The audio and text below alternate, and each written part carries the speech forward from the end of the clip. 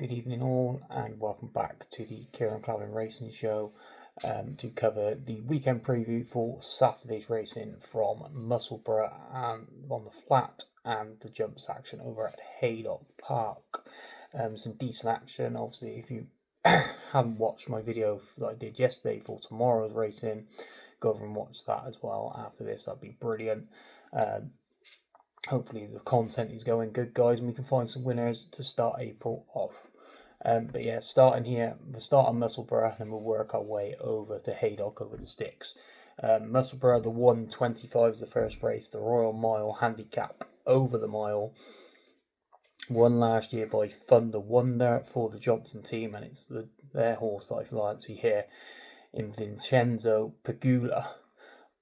Currently best price 7-2 on the books. Won at Beverley over 7.5 furlongs, making all last time out. That was 2 starts ago, and then was last seen finishing last of 10. And the vintage takes a good one when stepped up in class. Didn't stay that day, but then was hampered in the run also. I think this horse, if he gets out on the front end again, I think he'd be difficult to catch. Typical Johnson runner.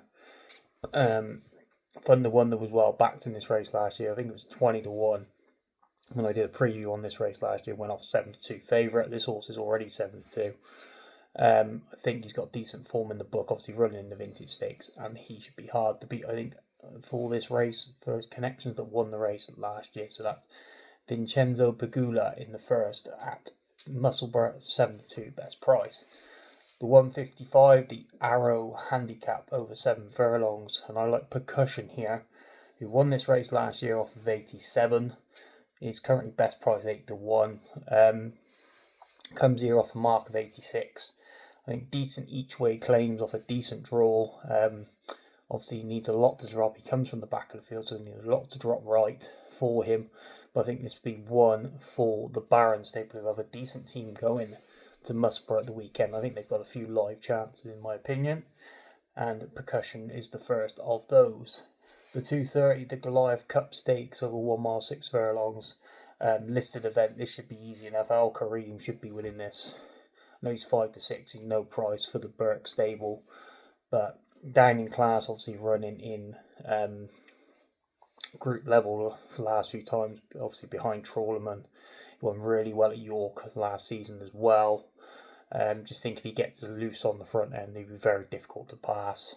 And I think he will win and win well. I think Roaring Legend is the one that will potentially chase him home. He's around a 7-1 shot if you wanted to do the forecast. The 305, the Queen's Cup handicap over 1 mile 6 also.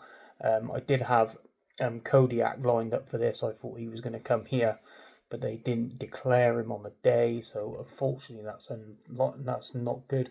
We're going to take a chance with Wise Eagle for the Adam Nichols stable. At 7-1 currently, probably back him each way. And winner of this in 2023 was 4th last year off a mark of 103 when didn't really get put into the race. He was right at the back of the field and came far too late, never really in with a shout. Hopefully he can be closer this time around. He's off 95, so £8 lower. Still has to carry top weight, but I think he's got a chance, and obviously getting a clear run from the back of the field, I think he could go close and definitely hold each way claims. The 342, the Scottish Sprint Cup over 5 furlongs. And this is probably my strongest bet of Saturday. It comes in the form of Gerbat for the Baron stable. Best price 6-1. Now his form's really gone south since finishing 3rd in this race last year. But just going judged on the run when he finished 3rd last year, which was really unlucky in the run not to win the race. He was winner that day was American Affair, who's gone on to win the Group 1 at Royal Ascot on the first day of camp. I think it's the King Charles II stakes now, isn't it? I think it is. He was American Affair won off 94 that day when winning this race, and now is rated 105. And JM Jungle was 2nd. And rated 93, is now rated 112, and Gerbat 3rd, only beaten less than a length, was rated 92, so only £2 and £1 behind those two, is now would get a receipt of nearly you get nearly 2 stone off JM Jungle and nearly a stone and a half off American Affair. So I know he's gone backwards, but if he can return to any sort of form that he ran in less race last year and gets a clear run, he's got a huge chance. And at 6-1, I'll be massively in his favour.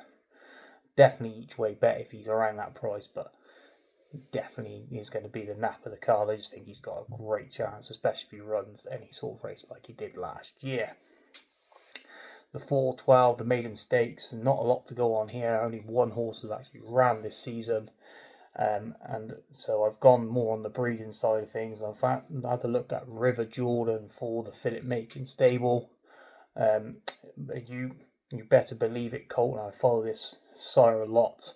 Just think there's a few in there. There's a one by Make Believe as well. The Hannon trains could go well. Obviously, Hannon's sending one up here. You normally take note, but they're all newcomers. So I just thought I'd take a swing at one sire that I normally follow in River Jordan, but it probably won't be a price. Probably won't be a betting proposition. I'm just gonna have a watching brief and see if anything decent comes out of it.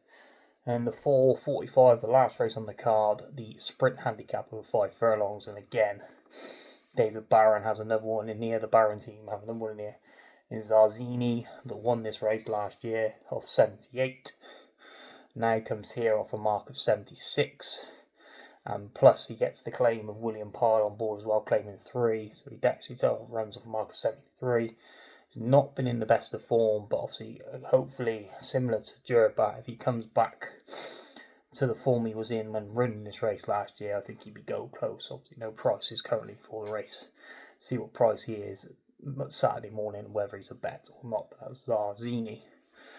But definitely the 3 on my shortlist for Musslebrugh on Saturday is Percussion in the 155, the 7 furlong handicap. Wise Eagle is an each way play in the Queen's Cup, and Jerbat will be the Napoli video. I think he's got a hell of a chance of returning to the best form of last season when he ran in this race. We then move along to Haydock for the jumps meeting. Quite easy peasy. We'll go through these cards. The 125, the Mare's Maiden Hurdle. Should it be an easy race over 2 miles? And so I think first candidate for the Skelton will go and win this. Second at Ludlow and Kelso last time out. Obviously, Kelso race was a lot better form, a lot better class than what this race is. Should go very close. Probably be odds on, I would have thought, off the back of those 2 seconds. The Yard won this last year as well with Soli. I can't remember the name of the horse now. Soli something. I can't off the top of my head what the name of the horse was. Green and orange colours. Couldn't remember off the top of my head. Someone wants to drop in the comments what it was. Go forth for me. That'd be great. But I think the Scout and Horse first candidate will take your RB. They're probably odds on, so probably won't have a bet in the race. The 212, the handicap hurdle over 2 miles. I like Dance and Glance in here for Anthony Honeyball. Decent form this year. Finished 4th to Alexi at Ascot. Then won at Ascot in December before being 2nd to All For You at Sandown. Was then 5th last time out in that race at Newbury behind Tutti Quanti, which really fell apart behind Tutti Quanti. I think if you think we're not going to have so much pace on in this race, I think he should get close in at 4-1. It's probably I know he's favourite, but I think he should really go close in this race. The same applies to the 246. Again, another handicap hurdle, this time over 3 miles. I like Blue Carpet in here again for the Skeltons. 4-1, currently best price. Lovely, good winner at Weatherby last time out, and the way the Skeltons are going, all their horses will be primed to go and win now this time this season, just to keep the prize money ticking over in return to the championship. And I think this horse stepped up to 3 miles. Certainly did the trick last time at Weatherby, and I think he should go close at 4-1. If he could be worth a bet, but probably won't be steaming into that. See if we get each way money, maybe if it drifts on the day. The 320, the Veterans Chase, over 2.5 miles. My best bet on the card comes here in the form of Gargel Dreams for Nigel and Willie Twiston Davis. Won a Veterans Chase first time into Veterans Company at Warwick by 13 lengths. Was then put into the plate at Cheltenham, was unfortunately brought down at the first. Now drops back into Veterans Company. I think at 7-1, he's got a hell of a chance in a race like this. Will go from the front. You know what you're going to get with him. And I think he's got a great chance at 7-1. And it's probably an each way plate and nothing, because he will definitely run his race. The 3:55, the handicap chase over 2 miles 4 furlongs. Bit of a minefield of a race. I'm going to take a swing at I Shut the Door at 8-1 for the Tizzards. Has had a long layoff, been off the track for nearly 300 odd days, so we'll come here fresh. Probably have him ready to go. He's £2 lower than when off his last winning marks. Potentially he could be there or thereabouts with the handicapper, but it's an unknown. But there's a lot of horses in this race that have got in different forms, so I'm just going to take the fresh angle with this horse and hope that he runs a big race. Currently best price 8-1. Probably won't have a bet in the race, but he'd be my angle in if I was to have one. The 4:30, the handicap hurdle, is 3 miles. I like Largy Go here for the O'Neills. Makes his handicap debut. Point-to-point winner. Was second on debut at Fakenham, I believe, and was third last time at Ayr. That race at Ayr form's not working out too badly. The 4th and the 5th come out one since, so that looks strong. See what price he is on the day to whether we have a go or not, but he definitely looks one on the radar for sure, especially stepping up to 3 miles for the first time. And in the 5:05, the last race on the card, so the 3 miles 1 furlong, I like Ski Lodge in here for Alan King. Second over course and distance in December off a mark of 114. Now is off 115. I think he should go close. Only beaten a length and a quarter that day. Goes well fresh. Should come here in best of form, and should, like I said, should go close. So just to reiterate, just the one best bet on the card, which would be the MB for the video, which is Guard Your Dreams in the 3:20, and then all the best bets currently. So we'll reiterate the ones from Musslebrugh as well. The 1:55 Percussion in the 7th furlong handicap. The 3:05 Wise Eagle in the Queen's Cup handicap over 1 mile 6. The nap of the video, 3:42 Scottish Sprint Cup Durbat. If he's anything like what he was 12 months ago, he'll take a hell of a beating in this. And then the last one, the MB of the card, the 3:20, the Veterans Chase at Haydock. Guard Your Dreams for the Twiston Davis stable. Bolted up on the Veterans handicap debut. Drops back into that class after was entered. He brought down at the first in the plate at the Cheltenham Festival last time out. And that is all, guys. I hope you all enjoyed the video. Please like and subscribe to the channel. And hopefully we've had a few winners over the next couple of days, and get back on the winning trail. But thanks again for listening, guys. Like and subscribe to the channel, like I said, and happy punting to you all.